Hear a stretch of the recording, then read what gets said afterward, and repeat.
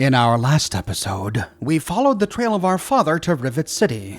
There we found a scientist named Madison Lee who told us that our father came back to visit her to ask for her help restarting something called Project Purity. She told him no, and last she heard, he had gone back to the old Project Purity lab at the Jefferson Memorial. After clearing the Jefferson Memorial of supermutants, we discovered that we just missed him. He left a bunch of holotapes talking about trying to restart this project, and that the key might lie with the Garden of Eden Creation Kit, or GECK.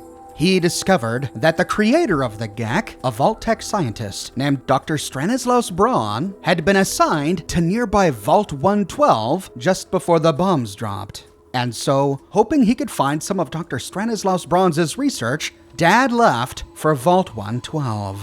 He said that it was somewhere west of Evergreen Mills, well hidden in some sort of garage. Now, heading to Evergreen Mills to get there is probably a bad idea. The fast travel marker for Evergreen Mills is right outside the structured door, but the mills is surrounded by a U-shaped hedge of rock. So if we fast travel here, we have to walk east a ways before we can turn back around to continue west to look for this garage. And if we haven't discovered Evergreen Mills yet, well, that's a completely different topic. I covered Evergreen Mills in a dedicated video that you can watch here.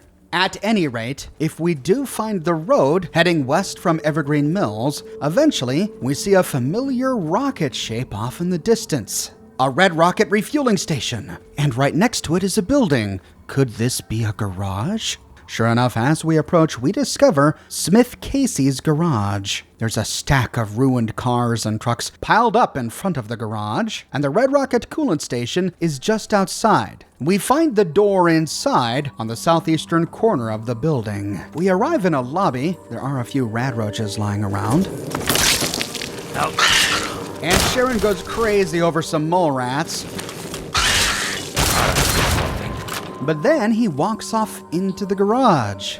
Sounds like he heard something, but there's nothing in the garage. Oh well, heading back into the lobby, we can loot the place. There's a mattress behind the counter with a skeleton on it. We find a trunk nearby with some darts and an open safe with a copy of Tumblr's Today inside and a lunchbox lying on top. In the northeastern corner, we find a Nuka-Cola Quantum, and we can loot more Nuka-Cola from the Soul Nuka-Cola machine. That's it for the lobby. Heading into the garage, we find a first aid kit on the wall next to some shelves, a ruined Lone Wanderer motorcycle, a stack of ruined cars, and a couple of gun cabinets filled with ammunition.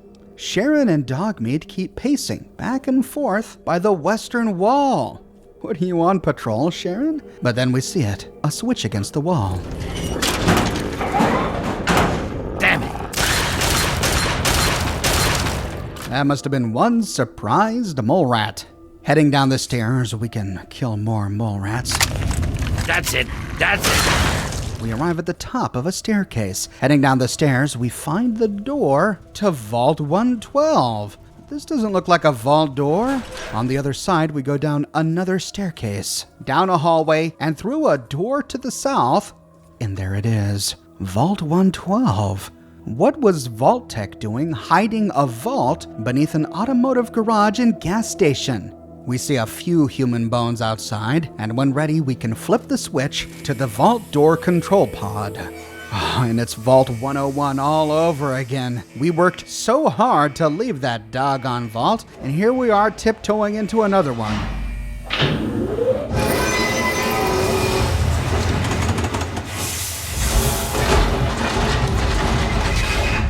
Why, James, did you have to come here? Also, if he did come here, did he close the door behind him? Unless he's already gone, and he closed the door when he left. Heading inside, we see that it has the typical layout of a Capital Wasteland vault. Turning west, we find a control room with a bunch of consoles, but nothing there. So moving east, we open a door to go down a hallway and open another door. A robo-brain? Welcome to Vault 112, resident. According to sensors, you have arrived 202.3 years behind schedule. Please redress in your Vault-Tec issued vault suit before proceeding. If you have misplaced your suit, I am authorized to distribute a new one. Once dressed, Please proceed down the stairs to the main floor so that you may enter your assigned Tranquility Lounger. A Tranquility Lounger is available. Please be seated.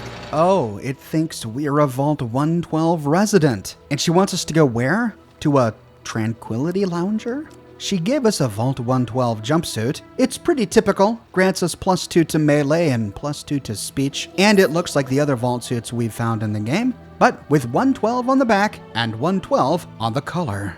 Once we are appropriately dressed, we can walk around the Robo-Brain, but she won't talk with us. She keeps telling us to go to this Tranquility Lounger. Please find the nearest Tranquility Lounger and be seated. Opening the door, we go down a flight of stairs to arrive at a hallway. We can go left or right. We see a sign pointing to the clinic to the right. Since our dad is a doctor, perhaps he went there. Moving towards the clinic, oh! This is the vault atrium, but what is in the middle? We see pods of some sort. What is that? Cryogenic pod or virtual reality? Opening the door to the right, we arrive at the clinic. We find some cigarettes in a locker, which of course makes sense, and a stash of bottle caps in another, but nothing else in the clinic. No sign of Dad. Though against the northern wall, we find a countertop with a bunch of invisible Vault 112 jumpsuits, which we can add to our collection. Heading out of the clinic and turning right, we find another clinic, more lockers against the southern wall, where we find a suit of recon armor and a stack of darts. There are some mentats on a table and a first aid box on another table, but that's it for this level. But we see another platform on the other side of the atrium. Heading out, we see a staircase leading down to the west. That probably leads to the atrium, so we'll go there last. Turning east for now, we can open the southern door on the eastern end to explore this other side of the upper platform. Here we find a path to the Overseer's office. Following it, we find the Overseer's office down a hallway to the right. But when we activate the door, it says this door is activated elsewhere. There's a wall-mounted terminal to the right, but it requires a key. Huh. Did James make it in? Who has the key? Following this hallway, we find a staircase leading down and a door that opens up to the atrium level. Here we find those strange pods. But before we explore that room, I want to go back up to make sure I explored everything above the lower atrium level. So passing the Overseer's office back to the balcony overlooking the atrium, we can head north to the hallway and take the staircase down. Sure enough, this leads to a door that brings us out to the atrium. Okay. So this really is all there is to this vault. It's just this one big atrium. Though we do find a few doors on this level. Against the eastern wall, we find an equipment room. We can access it by hacking the hard-locked wall-mounted terminal. Vault 112 security stockpile access, no unauthorized personnel inside the security zone. We can choose to open the Vault Tech access hatch, and the door slides open. This leads to the equipment room, and we find quite a stash. Recon armor in a locker to the left, a suit of combat armor 3 lockers over, and the password to the Overseer's room lying on a table next to a laser rifle and some microfusion cells. Taking a look at the password in our Pip-Boy, we see that it's OXOFVOB142. Which probably doesn't mean anything. In the southeastern corner, we find 4 more lockers, which contain bottle caps and some scrap. There's an assault rifle with some 5.56mm ammunition on one table and a stack of frag grenades on another. The final table has some chems, Med-X, Jet, Psycho, a bunch of stim packs, and a first aid kit to loot. Well, since we're here, let's inspect these pods before we go upstairs to check out the Overseer. In this first pod, we see a person, a woman, a bald woman, sitting there motionless. She is wearing a Vault 112 suit, but she seems preoccupied. Maybe entranced? Directly in front of her pod is a terminal. Lounger monitor, subject P. Newsbaum. Lounger 37, monitor station resident 375, P. Newsbaum. We find 2 options. Under display resident status, we learn that she has a pulse of 82 beats per minute, blood pressure 121/80, a temperature of 97.9 degrees Fahrenheit, and a respiratory rate of 19 breaths per minute. Alright, so to put this all into context, the average body temperature is 98.6 degrees Fahrenheit, but a normal temperature can range between 97.8 degrees and 99.1 degrees. So at 97.9 degrees, she's within normal range. The blood pressure there is comprised of two numbers. The left number, 121, measures the pressure in the arteries when the heart beats and pushes blood. The second number, the 80, measures pressure in the arteries when the heart rests between beats. Anything below 120 over 80 is healthy for a normal adult. Now this P-News bomb is 121 over 80. I mean, that's really close to normal, but technically, she's in pre-hypertension, but it's not really a cause for concern. Hypertension, however, would be a cause for extreme concern, but you don't reach hypertension until you get to 140 over 90 or higher, so I think she's okay. Now, a normal pulse rate is anywhere between 60 and 80 beats per minute. Now, this P-News bomb is at 82 beats per minute, which is slightly higher than the average, but women do tend to have a faster pulse rate than men, and we saw from the pod that this was a woman. Her heart rate is a bit fast, but it's so close to 80 that, again, I don't think it's that much of a cause for concern. And the respiratory rate is right where it should be. A normal respiratory rate for adults who are resting is between 12 and 20 breaths per minute. At 19, this P-News bomb is doing just fine. In the next one, we can display the resident stress level. Stress level nominal. Oh, well, that's good news then, right? Wait a minute, have all of these people been sitting here since before the bombs dropped? In the next one, we find a bald man. According to the terminal, this is G-News bomb. Strangely, the terminal also calls this Lounger 37, even though the resident ID changes to 374. Resident status looks good, very similar to the woman's, and the stress level is nominal. So we got two happy campers here. And the next one, a bald man. This is W. Foster, same lounger number again. Maybe that's the model of this lounger, but the resident ID is very different. 906 Foster W. His status looks great, very human, and the stress level is nominal. In the next one over, oh, this one's broken. Well, what exactly happens when a Tranquility Lounger breaks? Does the person wake up and walk away, or are they disposed of? The monitor across from this one says unoccupied. Resident 642, unoccupied. Warning, mechanical malfunction detected. Please schedule maintenance. Under status, unoccupied. Stress level, unoccupied. So this did malfunction. In the next one over, we find a bald woman again. This is M. Simpson. Wait, M. Simpson? Marge? Resident ID 227. But under status, we see that her pulse is 92 beats per minute with a blood pressure of 150 over 80, 98.9 degrees Fahrenheit, okay, but then a respiratory rate of 20 breaths per minute. Then when we inspect her stress level, elevated. Why is this woman under stress? In the next one, we find a bald woman. This is M. Henderson. This one has no resident ID. Okay. Under status, 82 beats per minute. Blood pressure, 110 over 70. Temperature, 98.3. And then respiratory rate, 13 breaths a minute. Stress level nominal. She's doing okay. Moving to the next one. What? Dad? What is Dad doing in a Tranquility Lounger? Hey, James, can you hear me? We get no response. We can't activate the lounger. We can't open it up.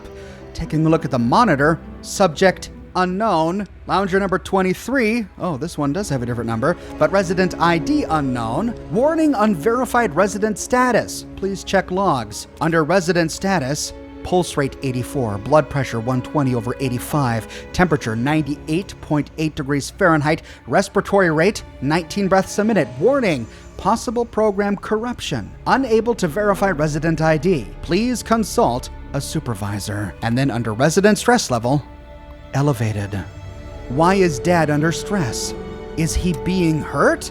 Next to this, we find a bald woman again. This is T. Dithers. Lounger number is back up to 37. This is resident ID 642. Warning, inconsistent readings. Please check pod connections. Whoa. Is this pod malfunctioning? Under resident status, pulse rate 80 beats per minute, blood pressure Error, temperature 0, respiratory rate 5 breaths a minute, warning, anomaly detected. And under stress level, extreme. Warning, resident requires medical attention. What is going on with T. Dithers? But I guess the more pertinent question is, what is going on with her pod? It doesn't seem to be malfunctioning. All the bits and pieces are here, but something is clearly wrong. The Overseer. We've got to put a stop to this. Let's go up and have a chat, but before we do, let's inspect the final few loungers. The one next to Dithers is empty. Lounger monitor unoccupied. This is Lounger 11, and we don't get any status of stress level because no one's inside. Right next to this is a bald man. This is R. Rockwell. Resident ID 226, pulse rate 85, blood pressure 140/90, respiratory rate 22 breaths per minute, and resident stress level elevated.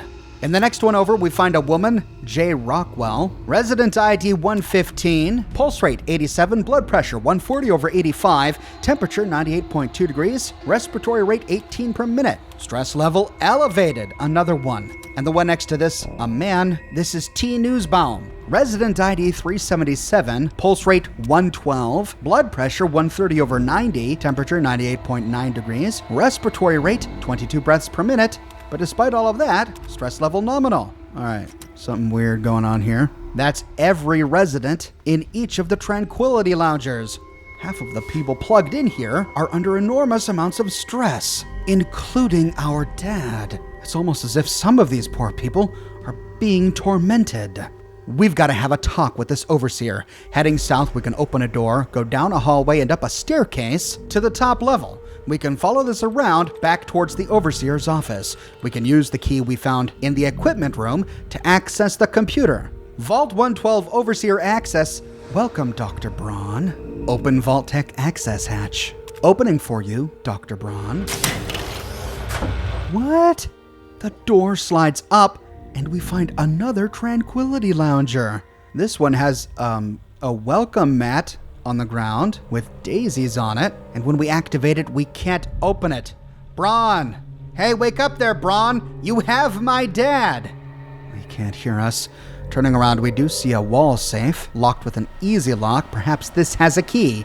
But no, inside all we find is a pistol, some bottle caps, ammo, and money. Searching the rest of his room, we find a locker with some bottle caps, a desk with a Nuka-Cola, and a suitcase with some darts. No key, no way to open this pod. Hey, get out of there, Braun! We need to have a talk!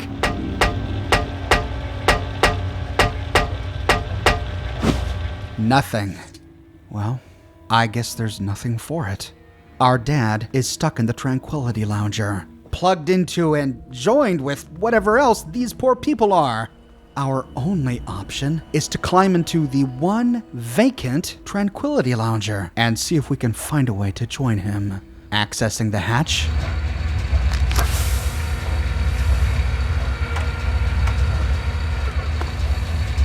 It slides open. Climbing into the seat.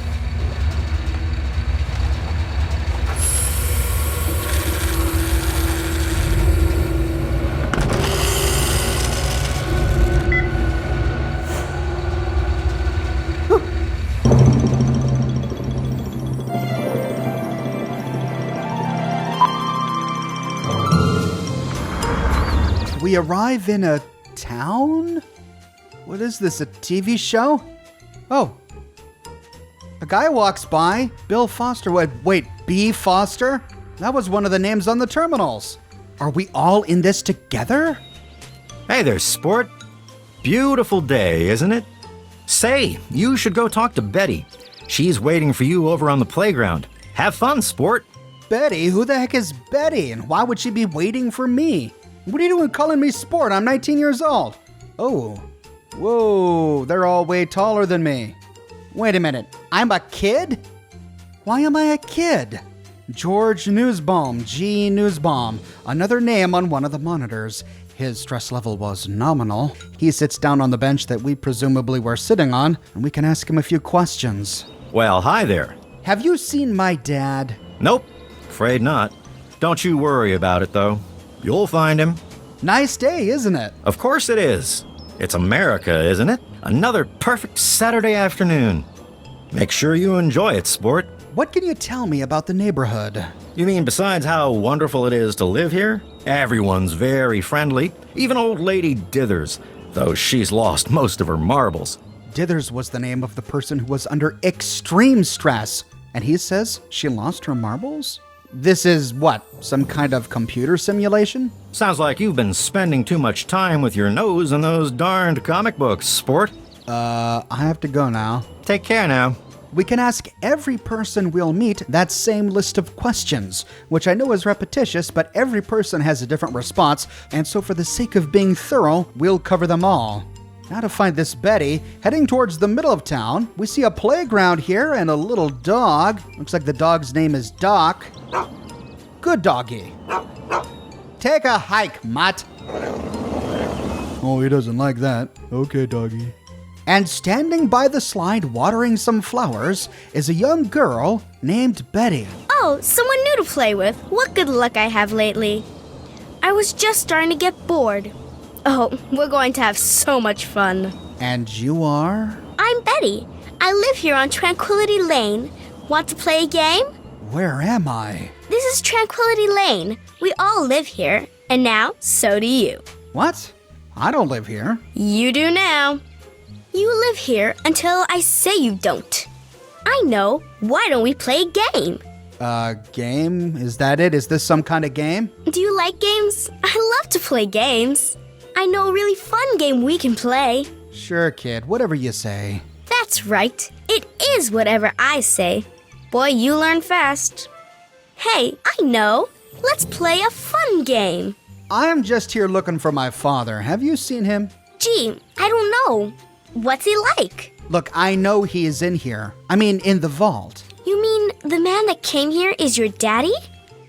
And you're only here because you're looking for him? Oh, this is just too much fun. We're going to have such a good time. Let's play right now. He's an older guy, around 50 or so. And he's new here too, isn't he? Oh boy, he's your daddy, huh? I had no idea.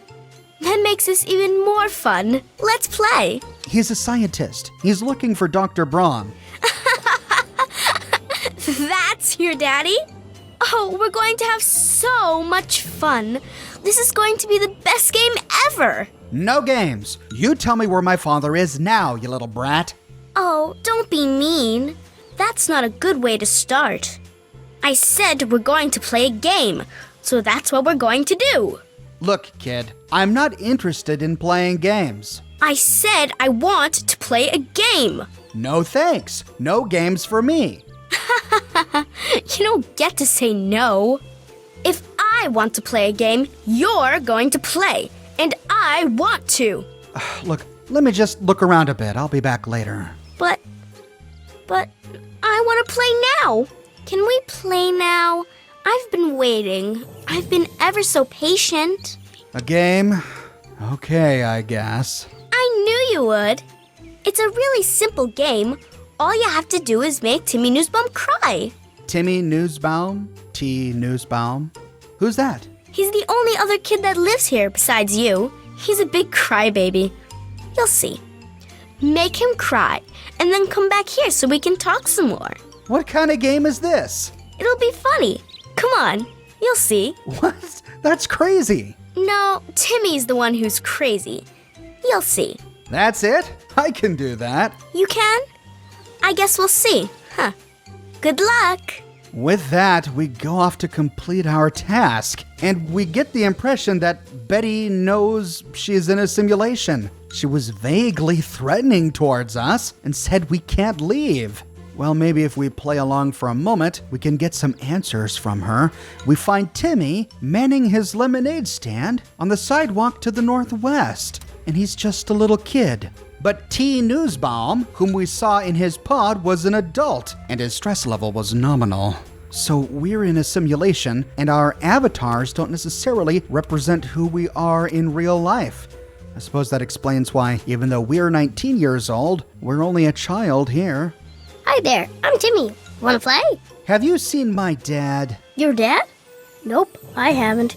Did he get lost? What can you tell me about the neighborhood? It's okay, I guess. I don't really have nobody to play with, except for Betty. And she's kind of, well, she's mean. Betty says I should make you cry. What? No, she didn't. Did she? I don't like her. She's creepy, and she laughs at stuff that isn't funny. None of this is real. It's all some crazy experiment. What? You're weird. Bye, Timmy. See you later. We did have a speech option there, but before we actually make him cry, let's explore his family home. Opening a nice white picket fence gate, we can head into his front lawn. There are milk bottles by the steps, and a doormat very similar to the real one we found in the overseer's office, and we can open a door to the Nussbaum residence. Inside, we find a small but beautifully wallpapered little house. There are lots of paintings all over the walls, and standing next to us is the woman of the house, Pat Nussbaum. Her stress level was nominal too, so the whole Nussbaum family is pretty relaxed. Good day to you. What can you tell me about your son, Timmy Nussbaum? Timmy? Oh, he's a good boy. George and I are so proud of him. I don't care what Mabel says. I don't think military school would do him any good at all. I have half a mind to give her that brochure back and tell her just what she can do with it. A brochure about military school? Okay. Have you seen my dad? No, sweetie, I haven't. I'm sure he'll come looking for you before long, though. Nice day, isn't it? It sure is. But it always is here. What can you tell me about the neighborhood? Well, George and I have been here. Why, as long as I can remember. This is a pretty convincing simulation, huh? What? Oh, sweetie, maybe you should just run along and play. All right, I have to go now. Have a great day. Heading upstairs, we find a bathroom, but not a lot of clutter. There is a floating drink glass. Glitch in the Matrix, I guess. Heading into one of the bedrooms, wow, a bed and a dresser. Presumably this is Timothy's, but no toys, no personal effects at all. And then the master bedroom, similar situation. One tiny dresser, one nightstand, really no personal effects. Huh. Heading downstairs, we can move into the kitchen. On the table, we find a piece of paper. Military School Brochure. This brochure promotes the Hoffman Training Academy with the tagline, "Turning the delinquents of tomorrow into the leaders of tomorrow." Oh, so it was a military school tasked with reforming rebellious youths. Oh my gosh, sounds like a wonderful place. But opening it up in our Pip-Boy to read it, oh, that's right. We're in a simulation. We don't have the Pip-Boy. This watch is great, though. I love that watch. Just as we're about to leave, we overhear a conversation. How are you today? Oh, I was just looking at the new Robco catalog. Some impressive things they're doing these days. It's one of the great things about living here. She's been talking to Timmy again. I want him to stay away from her.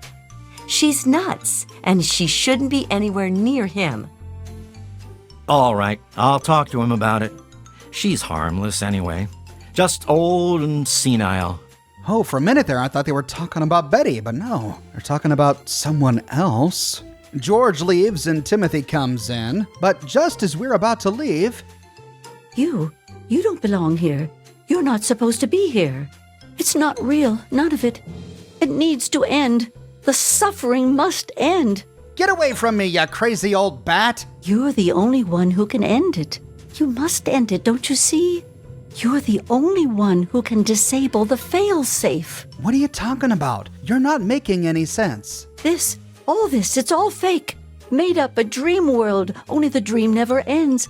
I want it to end for all our sakes. He keeps us here so he can laugh and feel good about himself. But I know what he's doing, and I know he uses the failsafe. Finally, someone who knows what's going on. How do I get out of here? We're not really here.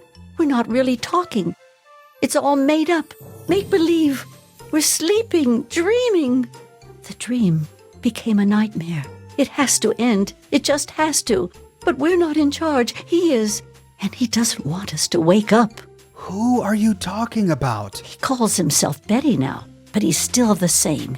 He can put on a new face all he likes, but underneath he's still evil. Braun. Bastard thinks because he helped create this place, he's God here. But I know he still uses the fail-safe terminal. I know it. You're crazy. Get away from me. You can't fool me. You know I'm right. You know none of this is real.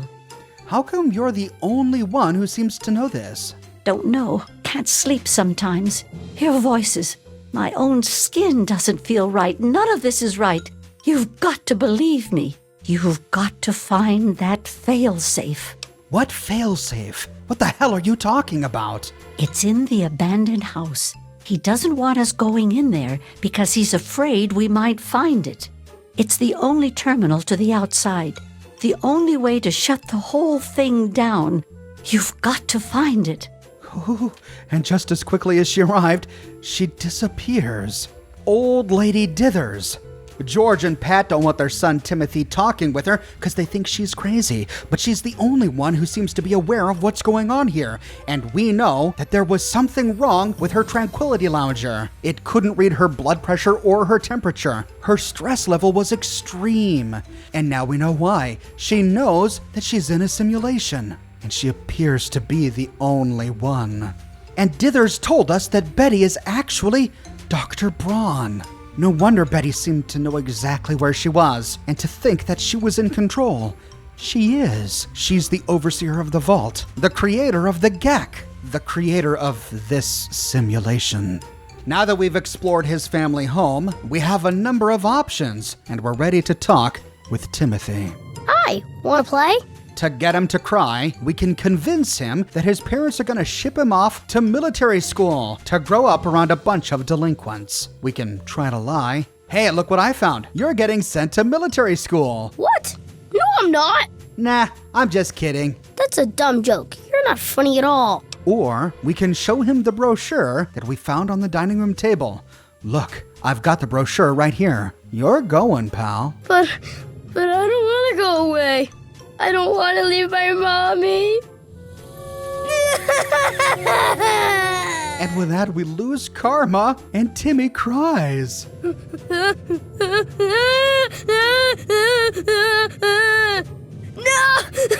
No! If we choose this method, when we check in with Betty at the playground... Yay, you did it! Good job! A clever approach. I'm not sure I would have considered it. Very encouraging. Oh, and that voice dichotomy there is creepy as all get out. But there are other ways to make Timmy cry. We can murder Timothy's parents.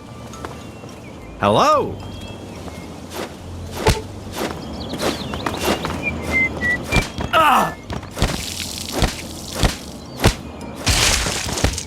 If we do, Timothy races to the corpse of his dead parent. Daddy! No!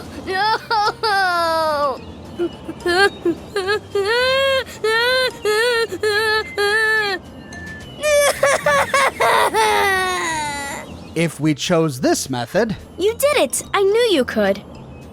And a particularly brutal way to deal with it at that. Very effective. Or we could pass a speech check to say, hey, I heard your parents are getting a divorce because of you. What? Did I do something bad? They've never loved you. In fact, they both hate you and wish you were dead. No! Not my mommy and daddy, no!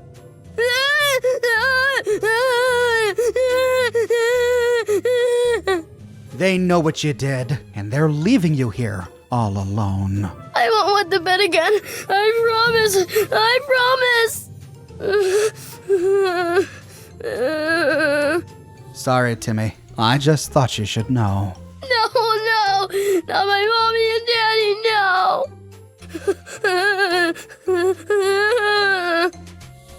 No! If we chose this method... Yay, I knew you could do it! Perhaps not the most inventive approach, but persuasion can be quite powerful. Well done. And finally, we can attack Timmy. No! He is a child, and we can't kill children in Fallout 3, at least not directly like this, so he never explodes in a bloody mess. But a few punches is all it takes to get him to cry. And if we chose this method... You sure showed him, didn't you? I suppose it wasn't the most cerebral way to deal with the situation, but it was definitely effective. Consider the game won. And with that, You win a prize. Your prize is one question which I will answer to the best of my ability. In the game, we can only have him answer one of these questions after completing this task, and we gain access to the other ones after completing other tasks. But his answers to each of the questions are a little bit different as we progress through his tasks. So we'll go over his responses to each of the questions each time we complete one of his quests. The questions and answers may seem a tad redundant, but we will be learning new information each time. How do I get out of here? An interesting choice. Certainly not what I had anticipated. Simply put, you leave when I say so. This place is under my control and I dictate the terms. If I decide to let you go, you may go. You can't do this to me! On the contrary, I believe you'll find that here I can do most anything I like. What is this place? Tranquility Lane is a simulation. A reality designed to play home to the denizens of Vault 112. It was my last and greatest project. I'm quite grateful that I was placed directly in charge of it. There have been unexpected benefits to living here. What kind of benefits? That's another question. And you've already had your answer for now. If you want more, you'll have to prove you're worth my time.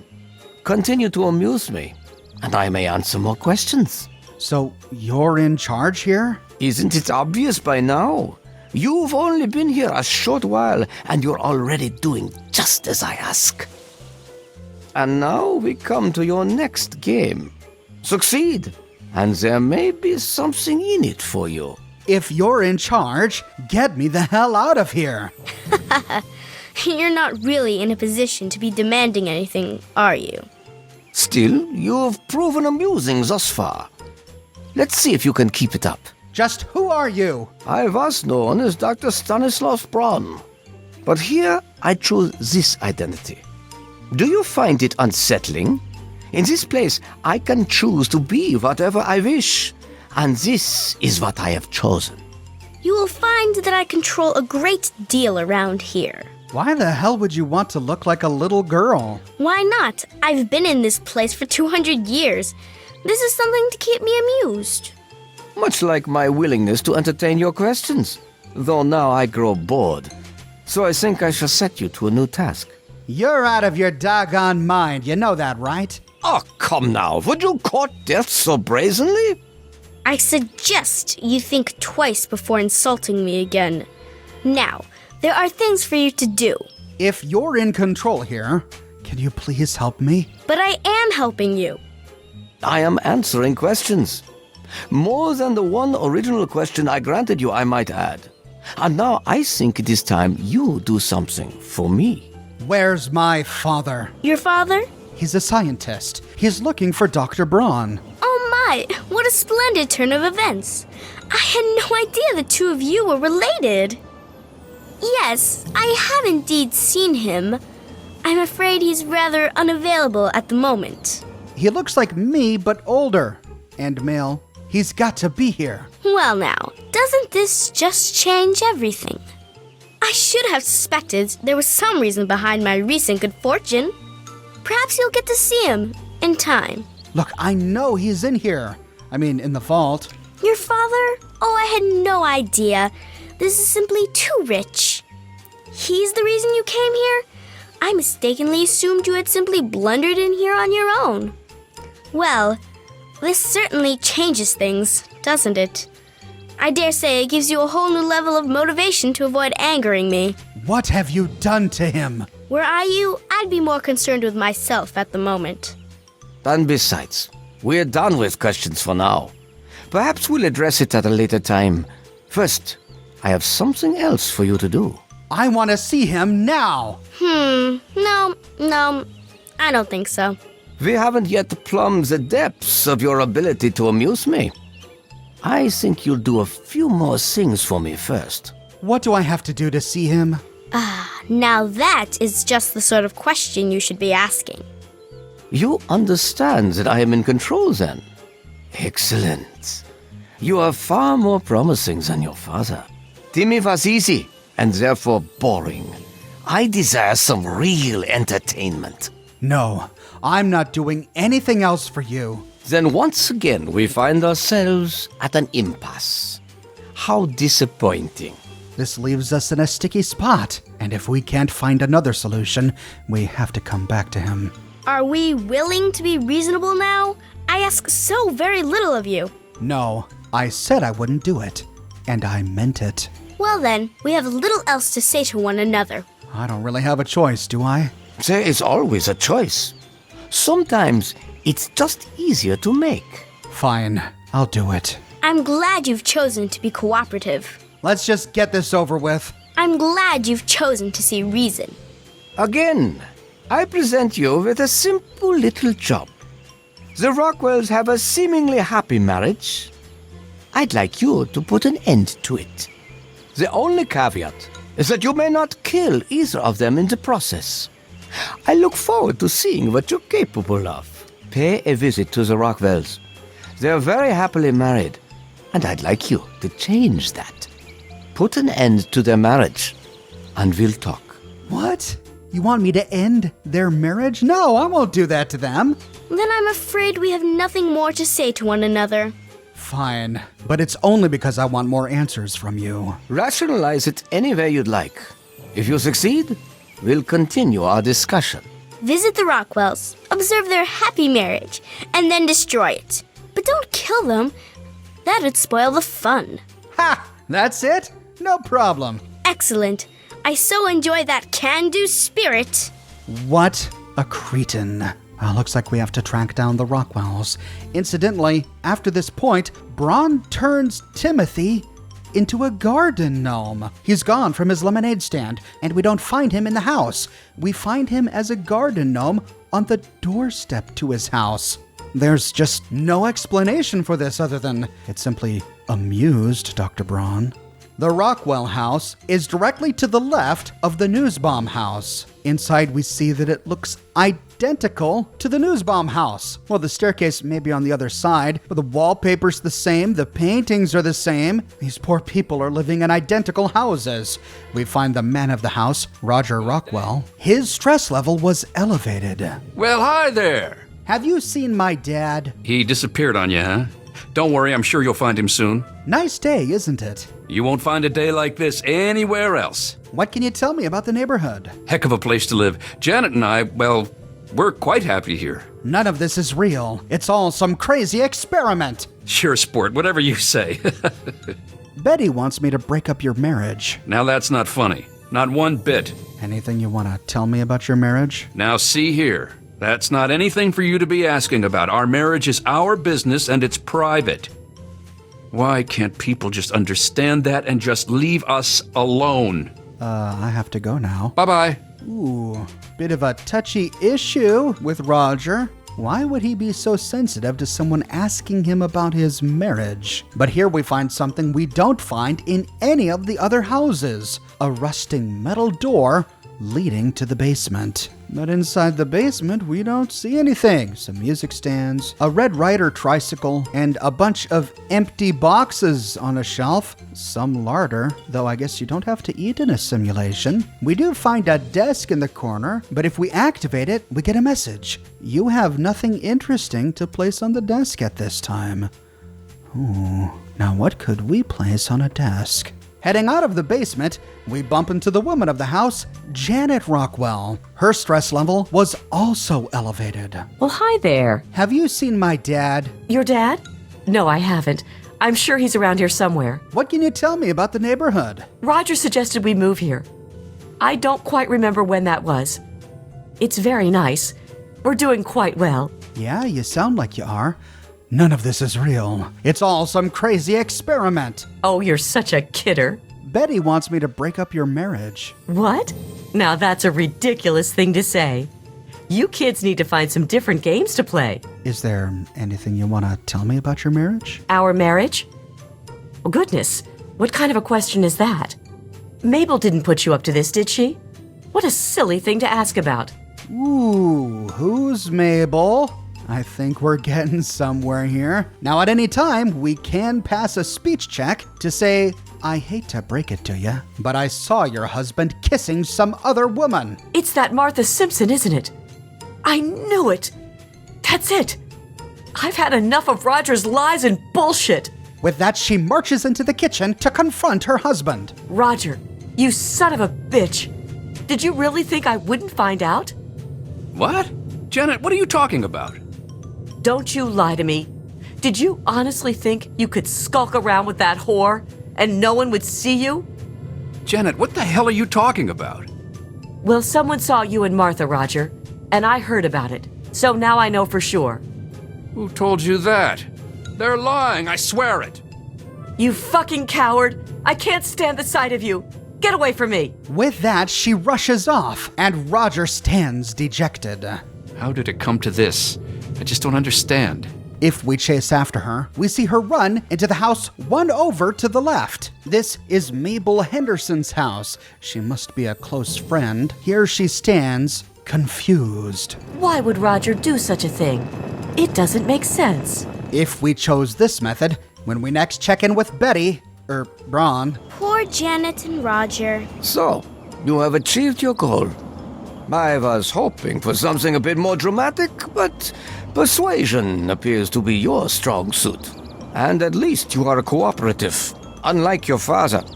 I was most disappointed when he refused to participate, yet still expected something from me. But there are many other ways to achieve our goal. But first we can try something. Braun said that he wanted us to end their marriage without hurting them.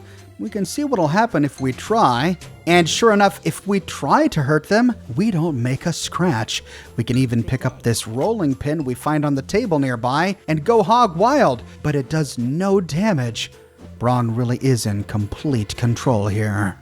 But now to find another way to break up their marriage. While exploring the house upstairs, we notice that they sleep in separate beds, which doesn't necessarily mean something in and of itself, if this were I Love Lucy. And next to Janet's bed, we find Janet Rockwell's diary. I just don't know what to do anymore. When Roger's not in that stupid basement, he's outside sweet-talking that hussy, Martha Simpson. He claims there's nothing between them, but I know it's all a lie. I found a woman's pendant once on Roger's workbench, but of course I said nothing. That's me, Janet Rockwell, prim and proper housewife, living a perfect life here on Tranquility Lane. Some days I wish I really had beat her to death with that rolling pin. Then Roger would know I'm the only girl in the world. Okay, crazy lady. But we understand now why both of their stress levels were elevated. Roger is likely cheating on his wife, or at least had an affair with Martha Simpson at one time in the past, which has caused a lot of strain on their marriage. And Janet is suspicious of every woman here on Tranquility Lane. Mabel, Martha, so jealous that she even contemplates murder.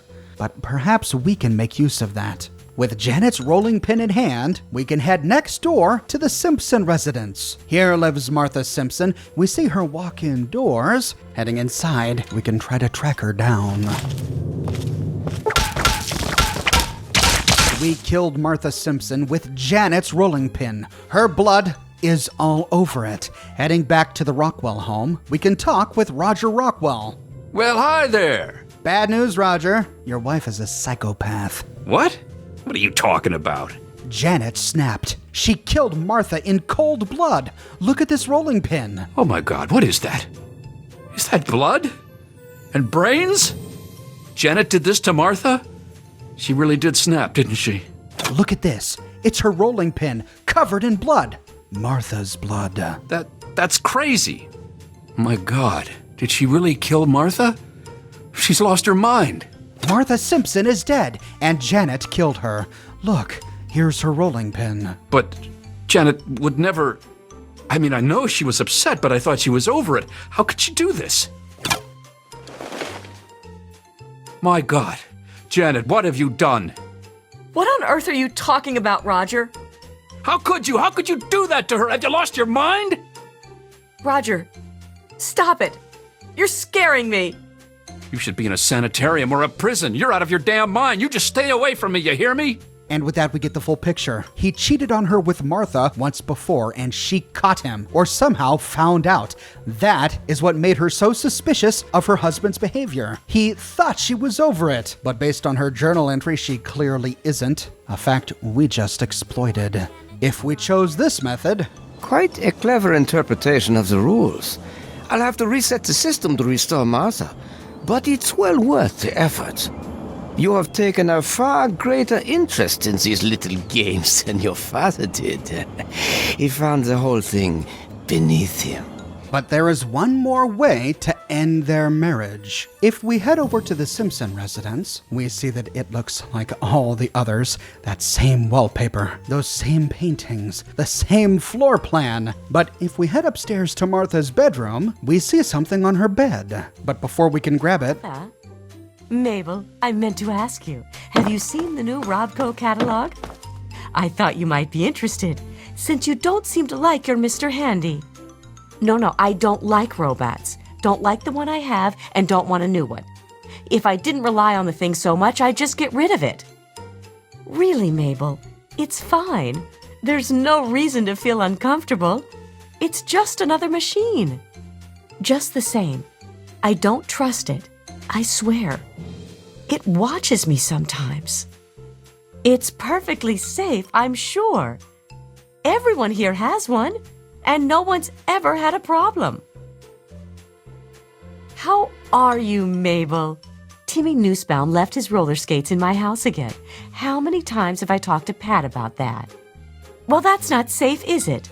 Someone could really get hurt. It's a shame Pat doesn't teach him to be more responsible. I really wish Pat would do something about it. He's a nice boy, but he's just so messy. I'm certainly grateful for everything we have.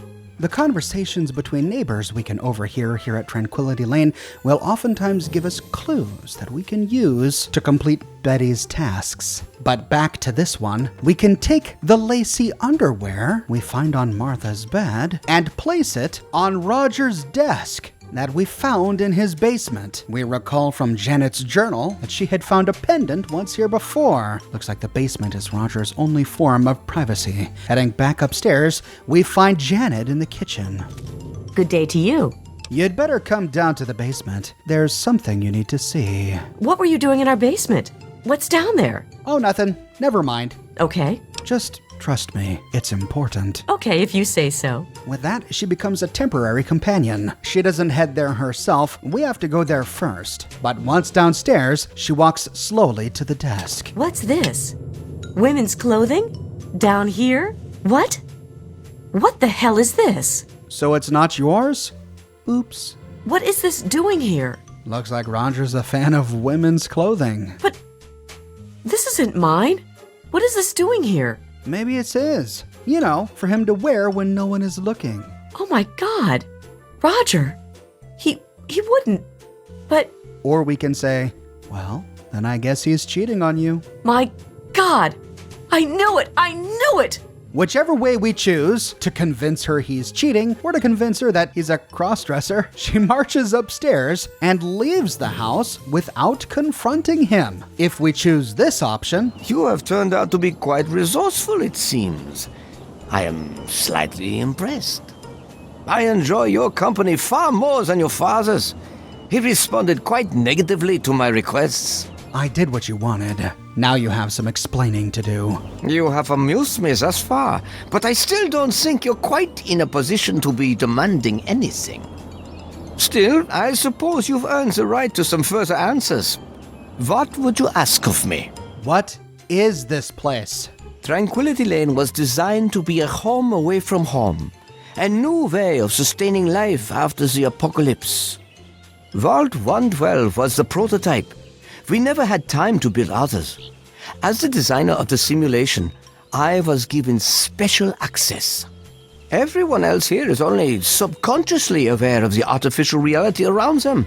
Their conscious minds accept it as fact. Why haven't you left after all this time? I have no desire to leave. Here, I wield more power than I could ever hope to in the outside world. And I use that power to amuse myself. Now, for instance, you will do as I ask yet again because I have power over you. You don't need to stay here. You can live in the real world again. The real world? This world is more real than anything outside. My body has been seated in the same chair for 200 years. It's sustained by machines. Were I to so much as stand up, my body would crumble to dust. But here, I've moved beyond that frail physical form. I am so much more here. It's time you do something else for me. Let these people go. There's no reason to keep them here. Oh, but there is. They continue to amuse me. That is purpose enough for their lives, don't you think? You are serving the same purpose after all. I do enjoy having someone new to play with.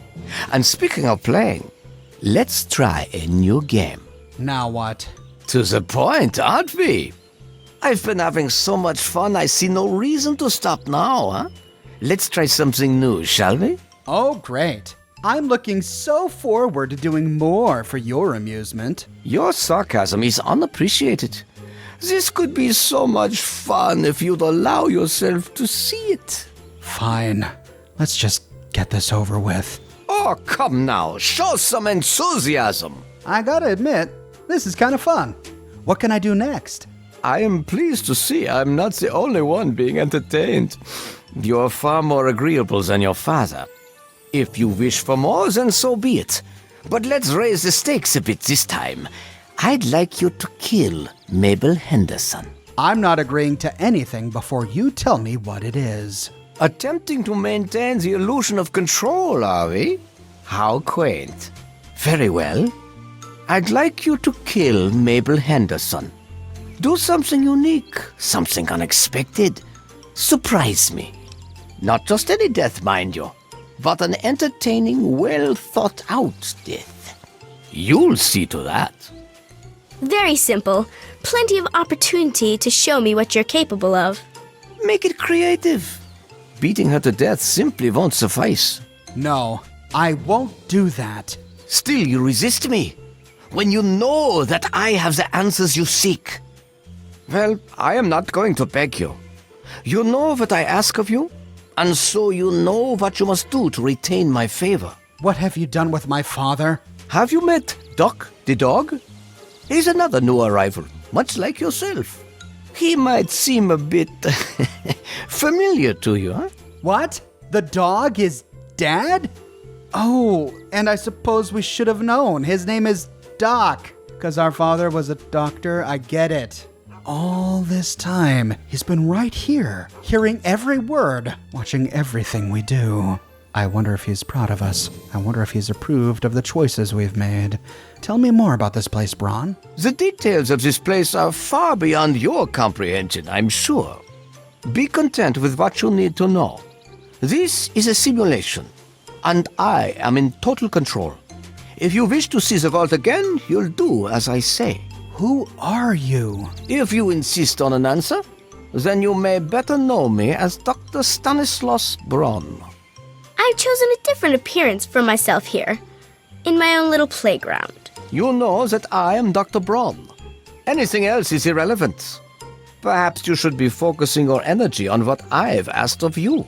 Are you through pouting? I said I wouldn't do it, and I meant it. Yes, how very noble of you.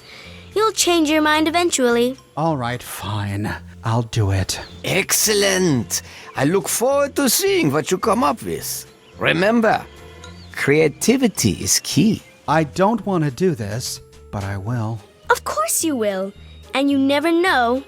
You might enjoy it. She'll never see it coming. Music to my ears. So we have to go kill Mabel, but we can't just bludgeon her to death. We've got to make it interesting. Oh, what to do?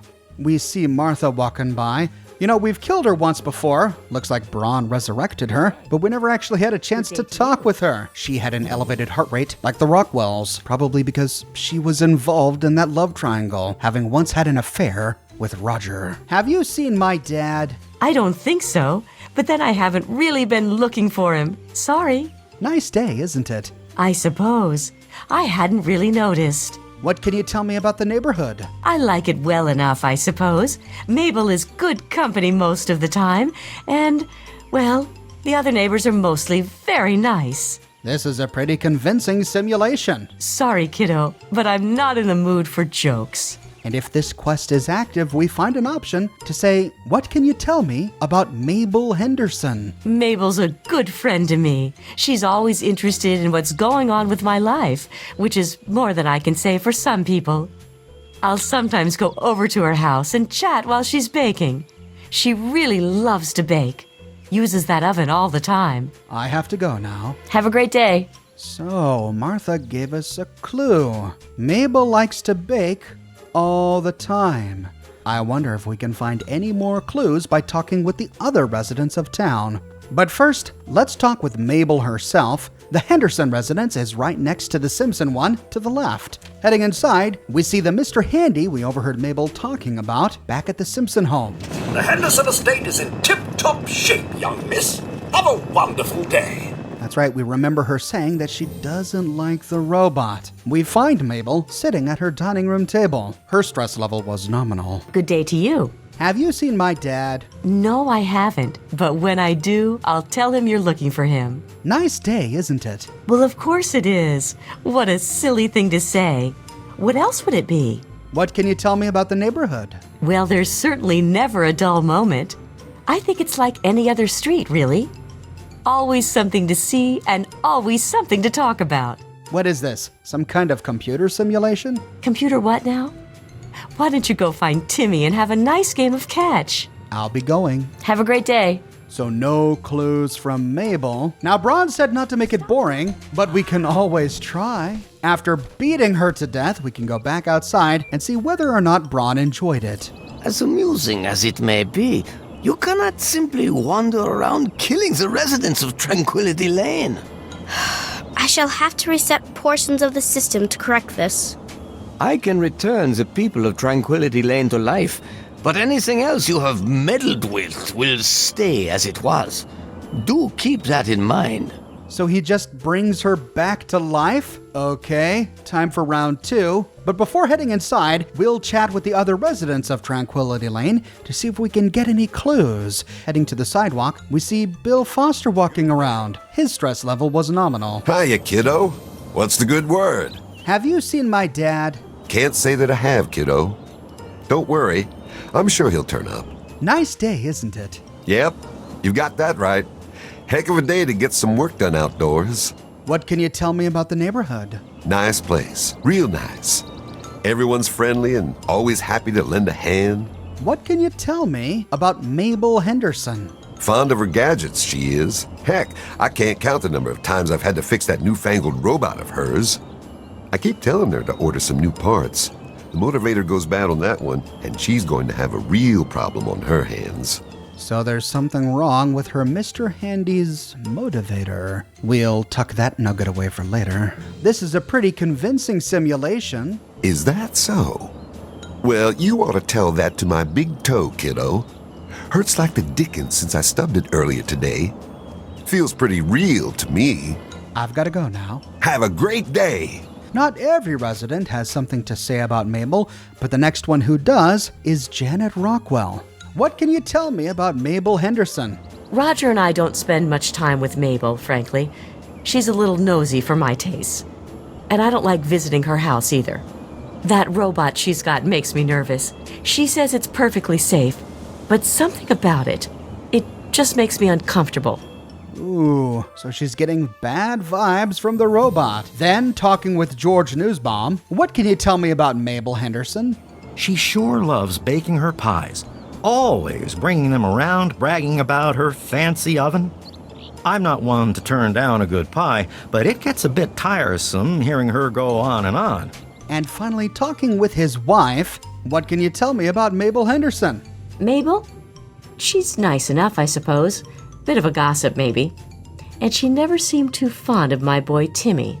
She was just complaining about his roller skates the other day. She said Timmy left them in her house and that they were dangerous. If they're so dangerous, why didn't she just bring them here when she came to complain about it? dangerous roller skates, an avid baker, a malfunctioning robot. Let's see exactly how we can put this information to good use. Heading back to Mabel's home, we can head into the kitchen where we find her wall-mounted computer terminal. We discover that this terminal gives us remote access to the Mr. Handy. When we arrive, we find the security screening disabled. If we initiate the cleaning program, nothing happens. If we initiate the security program, nothing happens. But once the security program is initiated, and if we then disable the security screening parameters, This is Do you hear hopeless. me coming? Now I have to fight you. the Mr. Handy chases after his master Mabel, chasing her all the way upstairs. But the house is small, and soon he has her cornered in a room. Let's all beat up on the robot. We could race downstairs quickly and disable the robot using the terminal, or we can beat it to death. But after Mabel's dead, we find that the front door is locked, which makes sense. With the robot's security parameters disabled, it would wander outside and kill everyone in town. So before we can leave, we have to head back to the computer terminal to discontinue the security program. Once done, we can exit the house. If we chose this method to resolve the situation, Oh, Mabel. Always good for a laugh. Poor Mabel. Killed by her own robot. I suspect she never saw that coming. another option is to take advantage of her love of baking. Heading into the kitchen, we can open the nearby oven. This old gas oven could be tampered with to knock the pilot light fixture loose, but that could be really dangerous. We can do nothing, or we can fiddle with the pilot light. You fiddle with the pilot light and the gas pipe. The smell of gas fills the air. When done, we can head on over to Mabel and ask her to make us a treat. Well, hi there. I heard you bake really tasty pies. Can you make one for me? Well, sure I can, sweetie. Let me just go light the oven to get it warming up. With that, she heads straight for the kitchen. We'll head in to watch the show, but standing back a bit.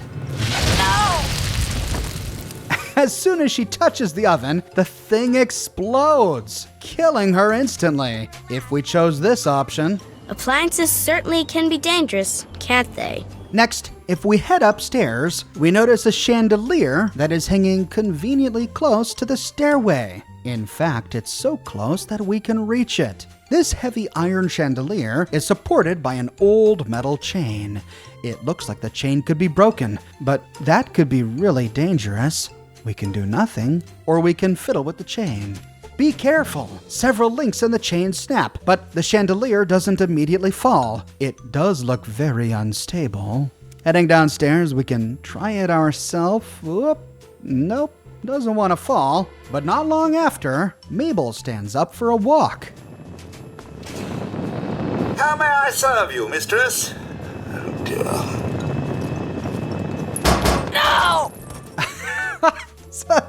If only the robot walked under before her. Well, if we choose to kill her this way, when we next talk with Betty. Well done. Well done. And finally, we remember hearing about how frustrated Mabel was with Timmy. He kept leaving his roller skates all over her house. And in fact, if we head to the top of her stairs, we see a roller skate on the ground. This roller skate is awfully close to the stairs. A simple push could put it in a very dangerous position. We can do nothing or push the skate. You give the skate a hearty push, and it rolls to the very edge of the stair. Be careful! The roller skate is in a precarious position at the edge of the stairs. Be careful. With that, it's a waiting game. We wait until Mabel scales the stairs. When she reaches the top... Oh! Okay. That is one dangerous roller skate. If we choose to kill Mabel in this method when we next talk with Betty... A roller skate on the stairs? Oh my, that is simply inspired. You are most resourceful and you certainly do get results. You have exceeded my expectations. And now, we come to the last task that I have for you. Succeed, and you shall be granted whatever you wish.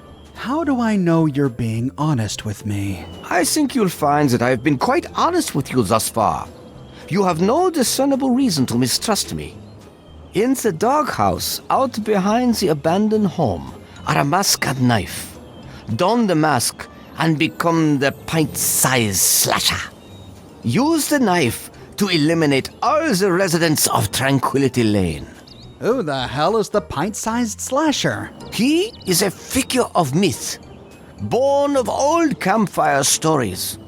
You will make him a reality. The residents will know you and they will fear you.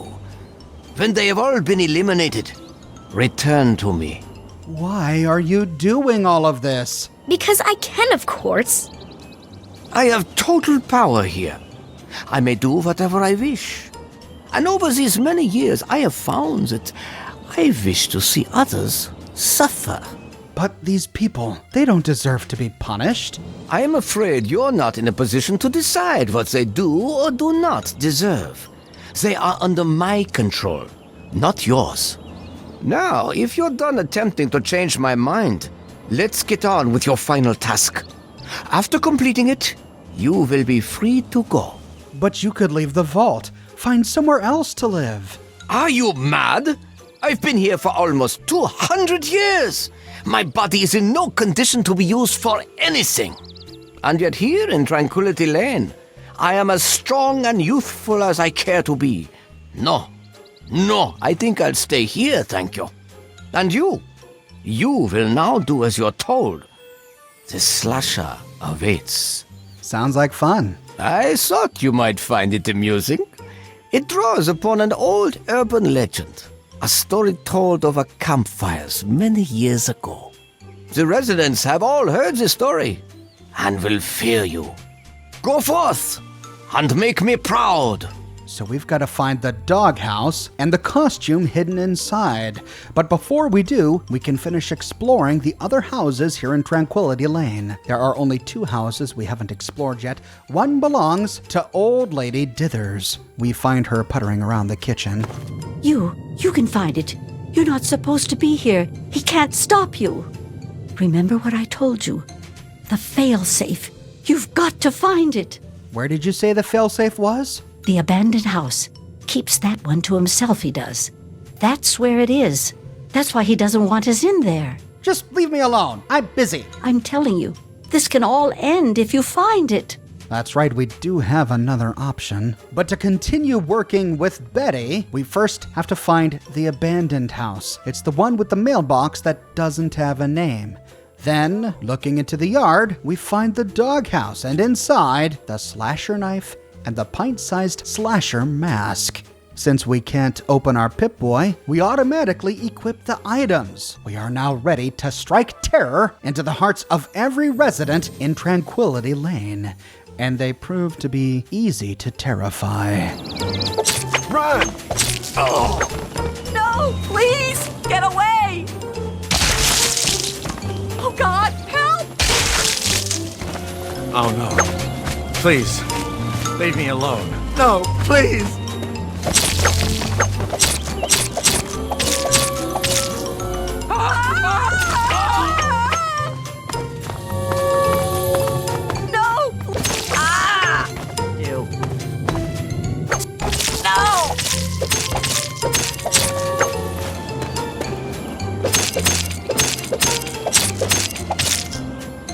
If we return to Betty without killing absolutely everyone, she says, The pint-sized slasher returns. A commendable start, but you still have work to do.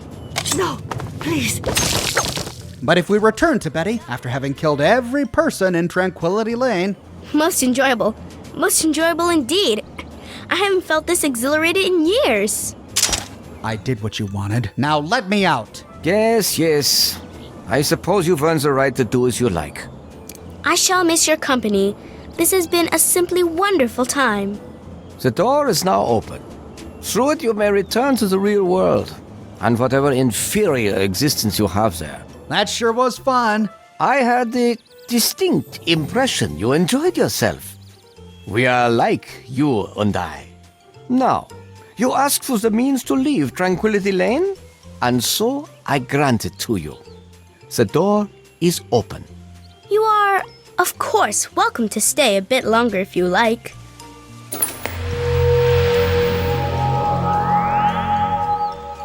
And with that, a door appears in the playground.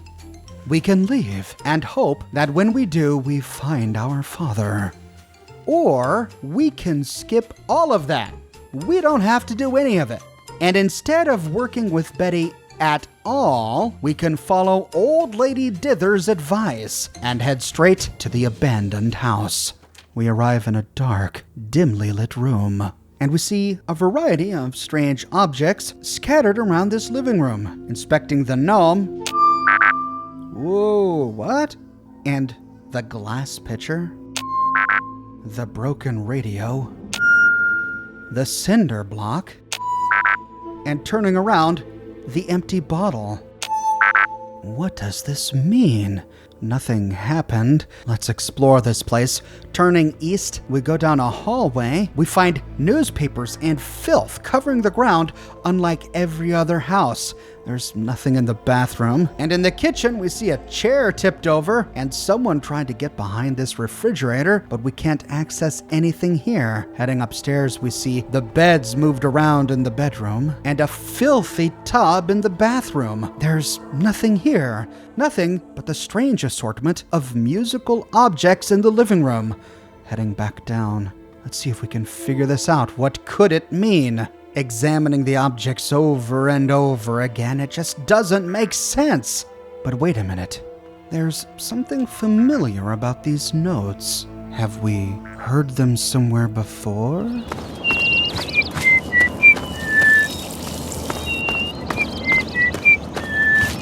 All day long, Betty has been whistling a tune. And it's the same tune we've been hearing in this doggone hellish music that's been playing in the background of this insane simulation the entire episode.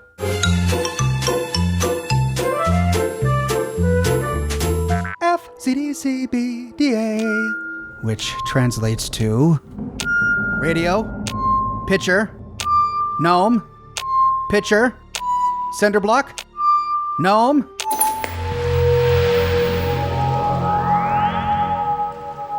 bottle.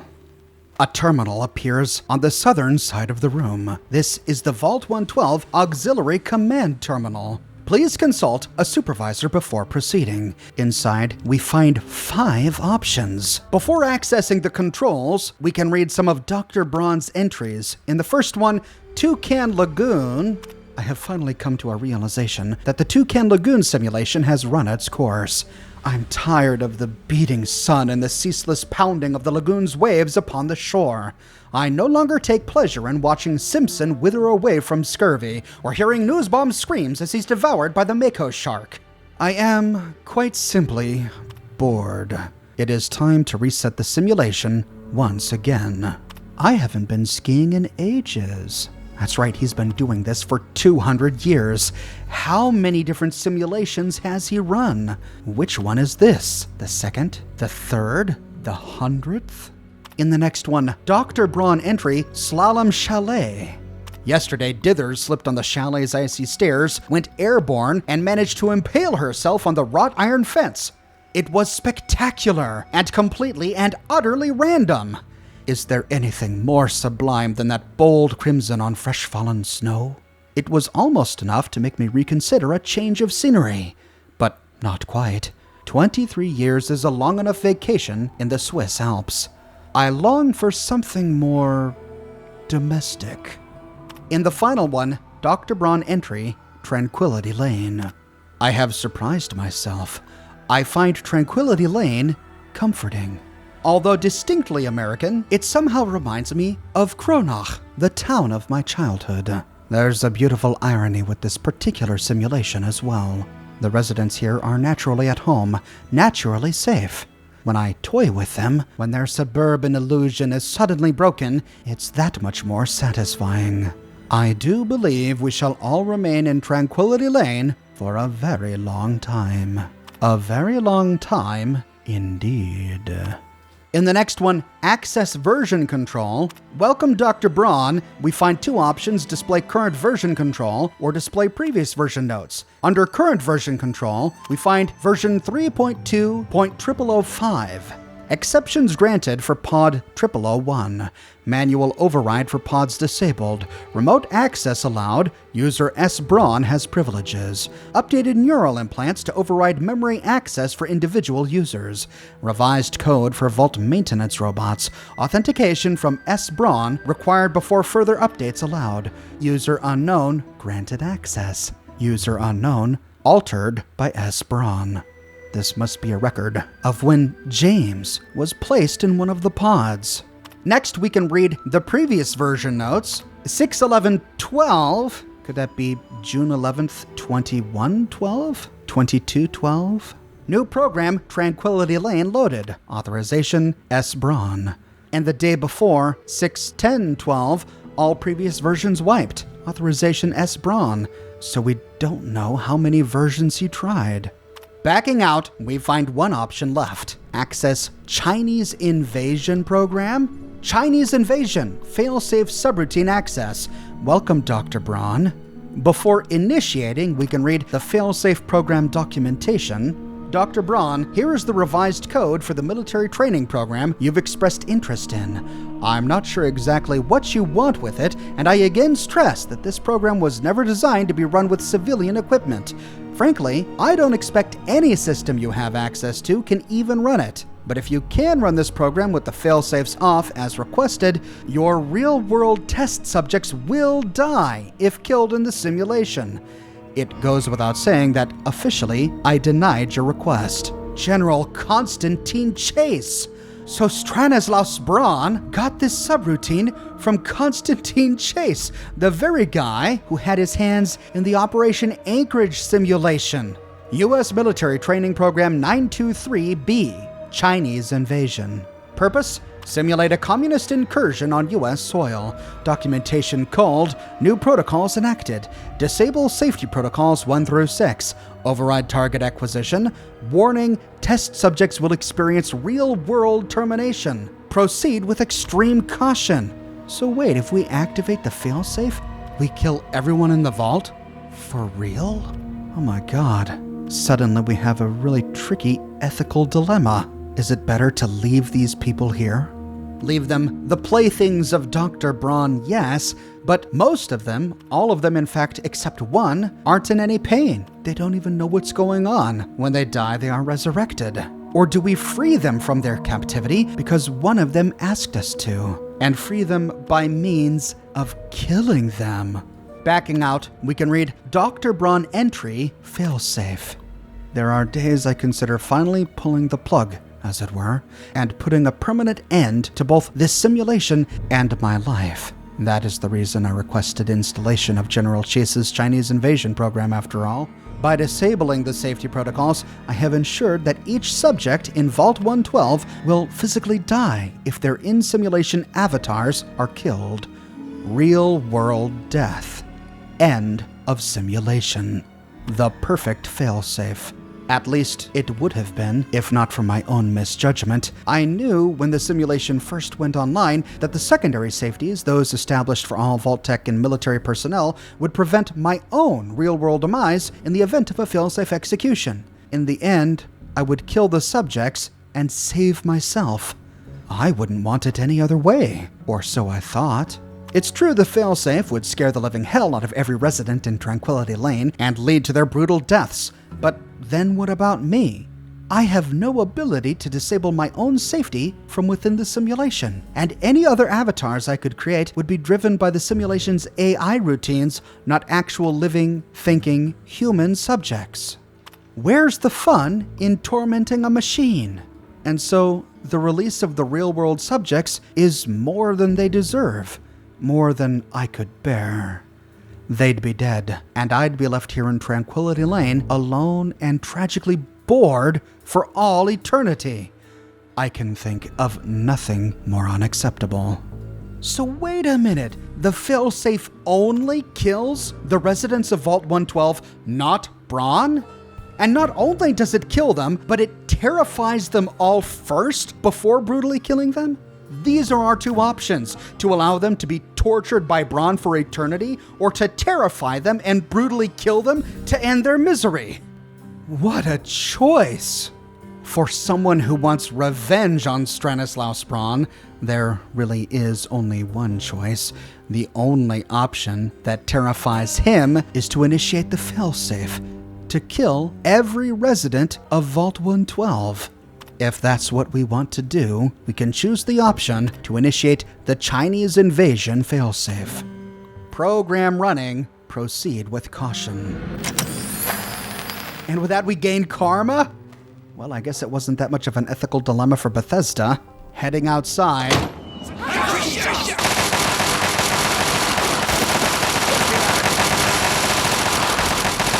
Half a dozen Chinese troops appear and begin firing on the Vault 112 residents. They slowly walk all over Tranquility Lane until methodically they kill every person one by one.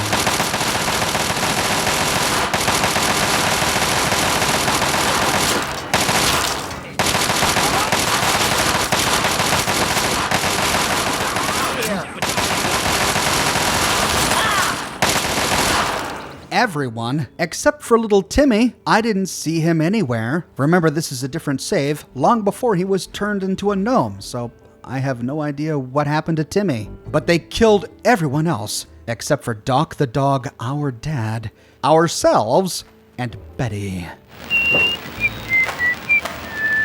What did you do? Do you realize what you've done? You've triggered the failsafe, ruined everything. The subjects will die, and I'll be stuck here in this hell, alone. You ruined everything! Everything! I'm calling the shots now. You? No, I am the creator of this world. Feels so lost.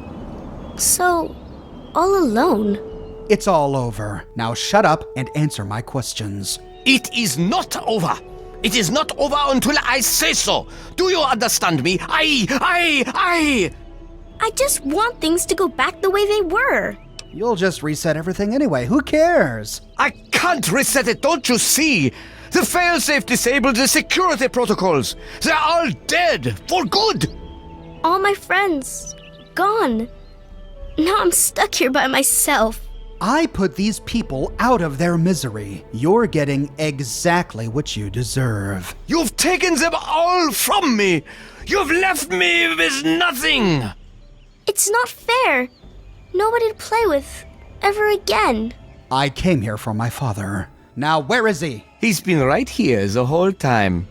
And you were too dense to figure it out. The dog, you see. Man's best friend. But now you've taken all my friends from me.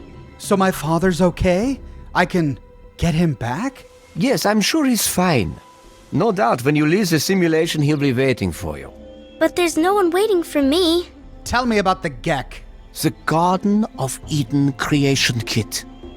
It was for terraforming, for restoring the world after a nuclear disaster. Unstable technology, and ultimately boring. Why remake the old reality when instead you could create any reality you choose? Tell me about this place, about Tranquility Lane. It is my greatest achievement. The best of the many simulations I've run in these 200 years. I played with the others, but they bored me. This version never grew old. It amused me over and over and over again. Tell me exactly who you are, who you really are. My name is Stanislaus Braun. I'm a Vault-Tec scientist. I created this simulation for Vault-Tec, but for myself as well. It was my own design, my own perfection. A better reality than any other.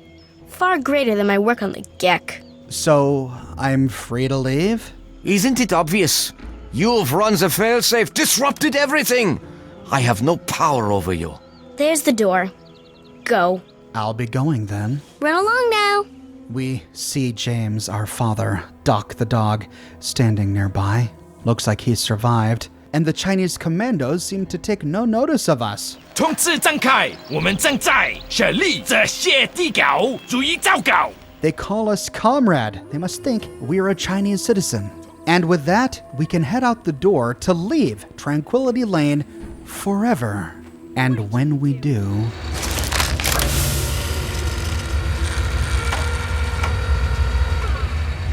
we finally find our father. But we have to save this reunion for another video another day.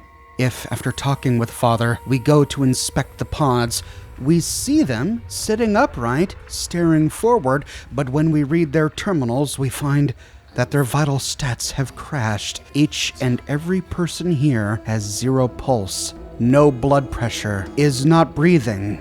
They all require immediate medical attention. In other words, they're all dead, and we killed them. What are your thoughts on Tranquility Lane? On this really horrible ethical dilemma? Or do you disagree? Do you think that it's not much of an ethical dilemma at all? That the choice is easy? Let me know your thoughts in the comments section below. I publish many Fallout videos each and every week here on my channel, so if you don't want to miss my next episode, be sure to subscribe and to click that bell notification button. If you have and you feel like you're still missing notifications, consider following me on Twitter at Oxhorn. I update Twitter manually with every new piece of content that I publish. I have a shirt shop with completely unique designs you can't find anywhere else. My designs come on shirts in a variety of men's, women's, and children's sizes, and in a wide array of colors. They come on other products as well, like smartphone cases, pillows, posters, mugs, stickers, prints, etc. So if interested, you can find a link to my shop in the description below, or you can click here. If you like what I do and you want to support me in a more personal way, consider becoming a patron on Patreon or a member here on YouTube. But more than anything, I'm just so glad you're here watching this video with me today. Thank you so much for watching, and I'll see you soon with more brand new videos.